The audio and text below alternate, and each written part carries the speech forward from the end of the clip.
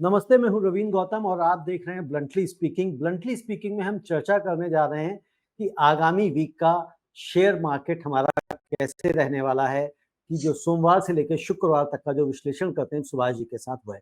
Last week के लिए जो सुभाष जी ने लेवल्स दिए थे निफ्टी के, वो ऑलमोस्ट क्या वो बिल्कुल लेवल के अंदर ही रहे।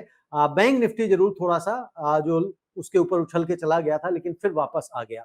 तो आगे वाला जो समय है, यानी कि कल जो मंडे शुरू होगा, तो उसमें बाजार दीपावली के बाद में किस तरह का रुख रखेगा? क्या अब यहाँ से और तेजी दिखाएगा या अभी मंदी ही बनी रहेगी ऊपर नीचे? क्योंकि सुभाष जी ने लास्ट टाइम दो चीजें कही थी। एक तो सुभाष जी ने कहा था कि भाई बाई ऑन डिप नहीं करना है, सेल ऑन राइज करना है। तो जो जिन लोगों ने इस पे काम किया होगा तो शायद उन्होंने कुछ पैसा बनाया होगा। एक दूसरा, सुभाष जी ने कहा था कि अभी ये मौका है बाई करने का लॉन्ग टर्म इन्वेस्टमेंट के हिसाब से, यानी कि इस दिवाली से लेके अगली दिवाली तक। अगर अगली दिवाली तक के लिए हम करते हैं तो काफी अच्छी रिटर्न मिल सकती है देखने को। तो ये तो अभी अगर आप देखें कि पिछले हफ्ते भी अगर इस तरह से भी अगर इन्वेस्टमेंट करी गई होगी या ट्रेडिंग करी गई होगी तो उसमें भी काफी अच्छा पैसा लोगों ने बनाया है। सुभाष जी, आपका बहुत बहुत स्वागत है। धन्यवाद रविंदर जी। मेरे सभी व्यूअर्स को बहुत-बहुत धन्यवाद जो मुझे फॉलो करते हैं एंड सभी को हैप्पी दिवाली, दिवाली की शुभकामनाएँ, उनके परिवार की शुभकामनाएँ। धन्यवाद। जी जी। तो सुभाष जी, जिस तरह से आपने लास्ट वीक का बताया था, तो ओवरऑल बिल्कुल मार्केट वैसे ही रही। बैंक निफ्टी जैसा मैंने कहा कि थोड़ा सा ऊपर निकल गया था, लेकिन फिर वापस नीचे आ गया। तो अब जो दीपावली के बाद मार्केट का जो रुझान बन रहा है, वो आपको किस तरह का दिखाई दे रहा है? अभी इसी उसमें चलेगा फ्रेम में या बाहर निकल सकता है? हुँ, देखो अभी भी बहुत अनसर्टेनिटी है। नेक्स्ट वीक में जैसे 5 नवंबर को यूएस का इलेक्शंस होने हैं जी। और 6 नवंबर को फेड रिजर्व के मीटिंग है, तो उसमें हुँ। पॉलिसी डिसीजन होना है। 2 मेजर इवेंट आने वाली है जी। और मार्केट में ऐसा कोई बहुत स्ट्रॉन्ग और नेगेटिव नहीं है जो कि अ, देखिए एफपीआई की सेलिंग चल रही है वो 1,13,000 करोड़ की अक्टूबर के अंदर सेलिंग रही है, जो कभी भी 1 महीने में इतनी बड़ी सेलिंग नहीं हुई। तो वो एक अपनी जगह है और सेलिंग अभी कितनी चलती रहेगी या एग्रेसिव रहेगी, नहीं रहेगी, ये अभी देखने बाकी है। उम्मीद यही कर रहे हैं क्योंकि मिड टर्म और लॉन्ग टर्म के हिसाब से इंडियन मार्केट बहुत बढ़िया है। शॉर्ट टर्म के हिसाब से अभी वहाँ पे चाइना में बाइंग है और इंडिया में पैसा निकल रहा है। ये सच्चाई है। अब आगे ये देखना है कि कितना पैसा निकलेगा। उम्मीद हम ये कर रहे हैं कि थोड़ा पैनापन खत्म हो जाएगा और जो फिगरें एफपीआई की सेलिंग की हुई है उस हिसाब से नहीं रहेगी और यहाँ पे अब जैसे 1,13,000 करोड़ है तो मैं समझता हूँ 20-25,000 करोड़ नवंबर के महीने में ज़्यादा सेलिंग नहीं रहनी चाहिए, इससे ज़्यादा नहीं रहनी चाहिए। ये एक रफ एस्टिमेट मैं आपको दे रहा हूँ। जी। चाइना में देखिए फिस्कल स्टिमुलस दिया था, वहाँ पे इंफ्रास्ट्रक्चर लैंडिंग के लिए सपोर्ट दी चाइना गवर्नमेंट ने। अपने डिस्ट्रेस जो रियल एस्टेट मार्केट है, उसको थोड़ा-सा इंटरेस्टिंग किया और टैक्स बेस के ऊपर भी थोड़ा-सा ठीक किया है। तो ये कुछ चीज़ें उन्होंने रिफ़ॉर्म्स जिसे हम कहते हैं, वो किया है। क्योंकि उनकी इकोनॉमी में अ, डाँवाडोल चल रही थी और उनको थोड़ा अट्रैक्टिव बनाया है। हमारा इंडियन मार्केट एक्सपेंसिव था, तो उसको एक्सपेंसिव होने के साथ-साथ कि लॉन्ग टर्म हमारा बढ़िया था, लेकिन क्वार्टरली जो कॉर्पोरेट रिजल्ट्स हैं, वो भी खराब आए, अप टू द मार्क नहीं थे। तो ये 2 फैक्टर्स बहुत नेगेटिव थे, जिसकी वजह से शॉर्ट टर्म ट्रिगर जो है और गवर्नमेंट ने कोई ऐसा शॉर्ट टर्म ट्रिगर नहीं दिया, जिससे कि वो एफपीआई सेलिंग रुके, है नहीं? हुँ। और अभी जैसे फेड रेट में भी उम्मीद की जा रही है कि 25 पैसा रेट कट हो सकता है हो 6 सकता है। नवंबर को। हाँ जी। जी। और हमारे आरबीआई में दिसंबर के अंदर भी हम रेट कट की उम्मीद नहीं कर रहे, है ना? और नेक्स्ट ईयर में जो भी कट आएगा, क्योंकि इन्फ्लेशन अभी भी आरबीआई के कंफर्ट जोन में नहीं है, 4% से नीचे। हमारा जो फूड इन्फ्लेशन बढ़ गया था तो 5.37% सितंबर में रहा था, और अक्टूबर की भी फिगरें आनी हैं। तो ये सब कारण है, और ये सब कारण से अभी मार्केट में कि ऐसा नहीं है कि कोई हमारा मार्केट एकदम तेजी पकड़ लेगा। मैं समझता हूँ जैसे 6.5% की जीडीपी है हम्म। नहीं? उसको भी मतलब अचीव करना एक चैलेंज होगा। अ, ऐसा नहीं है कि 6.5% अचीव नहीं होगा, लेकिन वो भी गवर्नमेंट को कंटिन्यूअस रिफॉर्म्स वगैरह देखने पड़ेंगे। कैपिटल आसान नहीं होगा। एक्सपेंडिचर, हाँ, आसान नहीं है।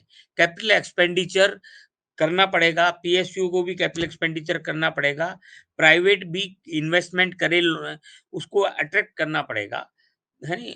क्योंकि अभी तक बहुत कंजम्पशन, रूरल कंजम्पशन बढ़ी है, अर्बन कंजम्पशन सबड्यूड है। तो डिमांड बढ़ी है, इसमें डाउट नहीं है। ऑटो के अंदर भी अक्टूबर सो है, एक्सेलेंट नहीं है। पिछले क्वार्टर के कोरस्पोंडिंग अक्टूबर के क्वार्टर से ऑटो की सेल अभी भी डाउन है। बहुत डाउन लेकिन है। ये है कि बहुत डाउन होने की उम्मीद थी, वो नहीं है। इसलिए ऑटो स्टॉक्स दिवाली वाले दिन बढ़े हैं। आईटी स्टॉक्स भी घटे हैं, क्योंकि वहाँ पे मेटा के जो स्टॉक्स हैं और माइक्रोसॉफ्ट के हैं, वहाँ पे मेटा स्टॉक्स में यूजर्स की फिगर्स कुछ कम आई थी, है ना? और माइक्रोसॉफ्ट में रेवेन्यू गाइडेंस थोड़ा कम था। उसकी जी। वजह से 3% आईटी स्टॉक घट गए हमारे। तो मतलब उनका इम्पैक्ट रहा है। और तो मैं ये समझता हूँ कि मार्केट के अंदर अ, जो ये वीक भी बड़ा अनसर्टेन रहेगा, फिर भी यदि मैं आपको वो दे देता हूँ, जैसे लेवल्स। 24,304 लेवल दे देता हूँ। 24,304 हमारा क्लोज हुआ था निफ्टी। जी, निफ्टी 24,304 पे क्लोज हुआ। हाँ, तो ज़्यादा वेरिएशन नहीं रहेगा। ये 24,000 और 24,750 के बीच में रहना चाहिए। ओके, ठीक है जी? मतलब आपको लगता है कि 24,000 से अब नीचे नहीं जाएगा, क्योंकि लास्ट टाइम नहीं जैसे जाना आपने चाहिए। 23,650 का दिया था, तो हाँ। आपको लग रहा है कि 24,000 से अब नीचे नहीं जाएगा। हाँ, तो 24,000 और 24,750 के बीच में रहना चाहिए। निफ्टी बैंक 51,674 क्लोज़ हुआ था। जी। तो ये मैं समझता हूँ 50,750 और 52,350 के बीच में रहना चाहिए। मतलब 50,750 से लेके 52,350 के बीच में रहना 350, चाहिए। Correct, okay, correct. जबकि लास्ट वीक इसने 52,354 का हाई बनाया है। नहीं, 51,674 का, हाँ, क्लोज हुआ हाई है। बना लिया था। क्लोज हुआ हाँ, है। करेक्ट, जी जी जी। करेक्ट। तो उसके हाई को ही टच कर सकता है, कहने का मतलब है।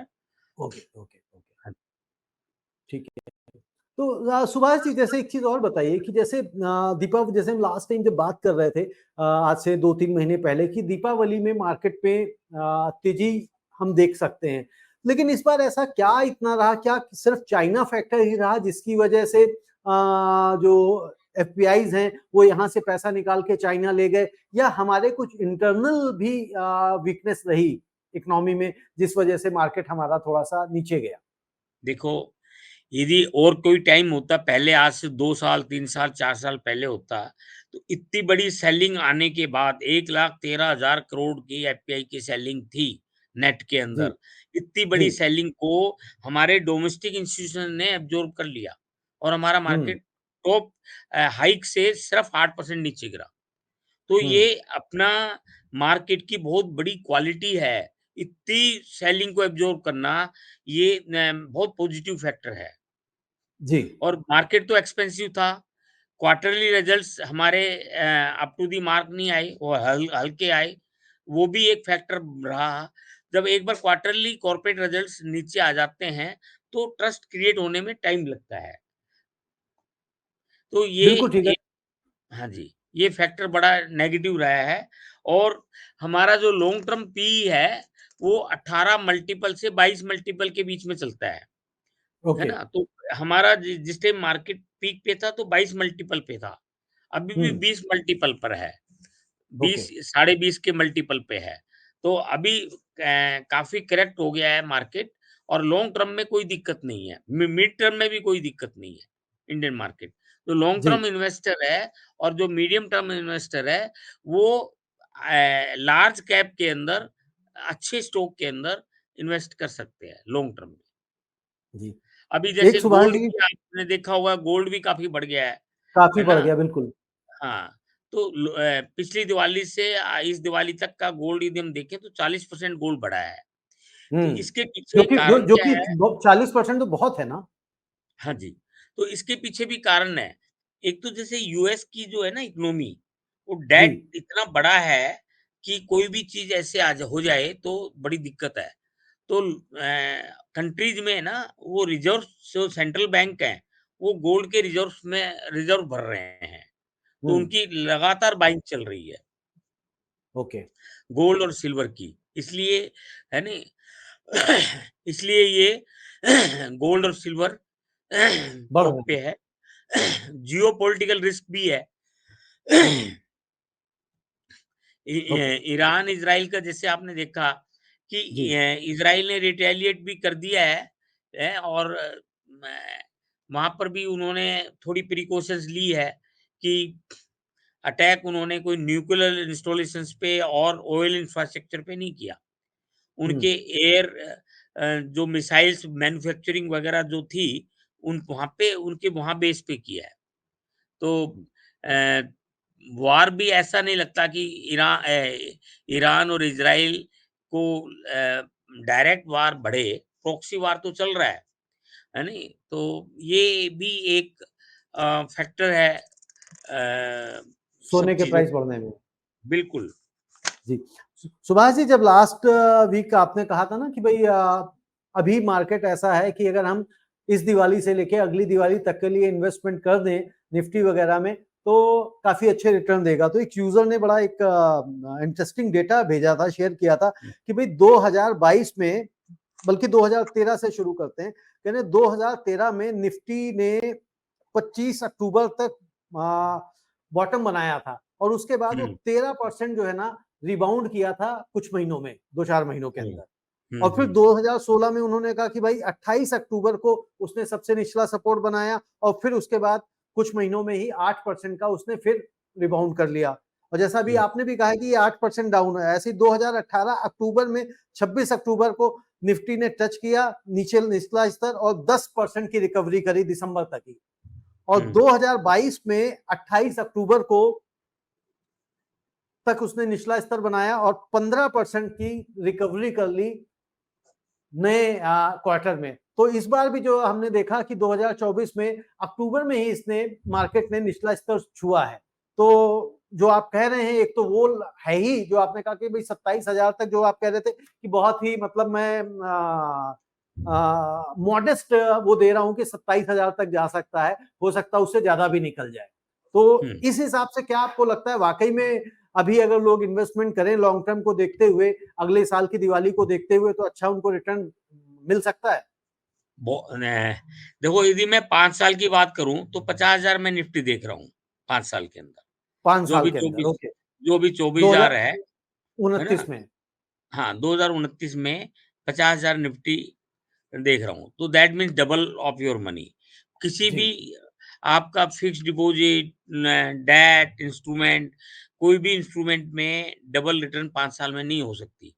तो नहीं हो इक्विटी सकता। Market is the only instrument which double your investment in 5 years और हुँ। ये काफ़ी ये है कि इससे ज़्यादा ही होने चाहिए, लेकिन ये कंज़र्वेटिव एस्टिमेट्स है कि आज जो 24,000 का इंडेक्स है नहीं मतलब आप निफ्टी क्या का, कह रहे हैं 2029 में 50 से भी ज़्यादा होनी चाहिए? 50 मतलब ये कंज़र्वेटिव एस्टिमेट है कि 15% जो ना कॉर्पोरेट मतलब मिनिमम एवरेज जो ग्रोथ होती है, वो 15% 16% पे चल रही है। हु उसके बिल्कुल हिसाब ठीक। से 50,000 को क्रॉस करेगा। हुँ, ओके, ओके। हाँ, तो बिल्कुल ठीक है मतलब उस long term investor should invest in equity okay. अब ये इन इंडिया। अब यहाँ पे जैसे राइट अब सुभाष जी जैसे आप यहाँ पे इक्विटी की बात करते हैं तो इक्विटी में भी कौन से जो निफ्टी के अंदर शेयर्स रहते हैं ब्लू चिप में इन्वेस्ट करें या मिड कैप में करें लार्ज कैप में करें कहाँ करें?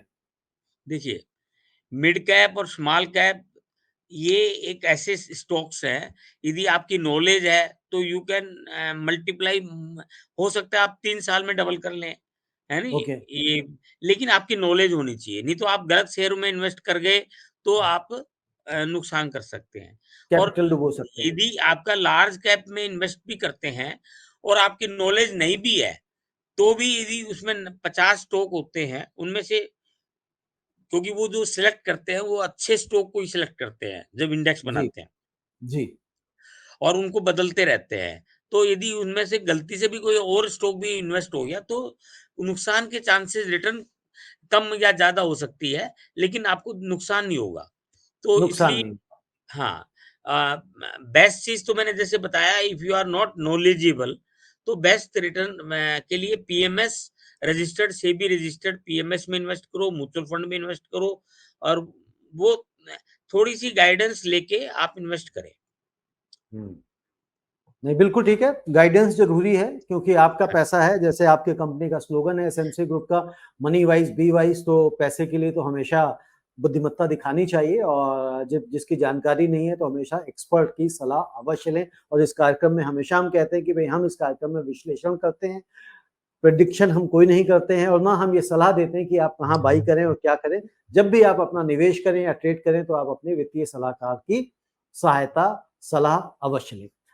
तो सुभाष जी, मैं समझता हूँ कि ये आने वाला जो वीक है, आपने जिस तरह से कहा कि निफ्टी आपने बताया 24,000 से 24,750 का रहने वाला है और बैंक निफ्टी आपने बताया 51,650 से 52,350। नहीं, मैंने निफ्टी 50 आपको बोला है 24,000 से 24,800, 24,800। अच्छा, 800 ठीक है, 24 से और 24,800, बैंक निफ्टी बोला है 50,750 से 52,350। 50,750 से 52,350। तो ये करेक्ट। एक बार आप लेवल फिर से समझ लें, तो हुँ, मुझसे बोलने में गलती हो गई थी, तो सुभाष जी ने करेक्ट कर दिया है और इन लेवल्स को ध्यान में रख के आप अपना काम कर सकते हैं, लेकिन हमेशा सलाह ज़रूर लें, तभी निवेश करें। सुभाष जी, आपका बहुत-बहुत धन्यवाद। धन्यवाद जी। मेरा सभी व्यूअर्स को बहुत-बहुत धन्यवाद।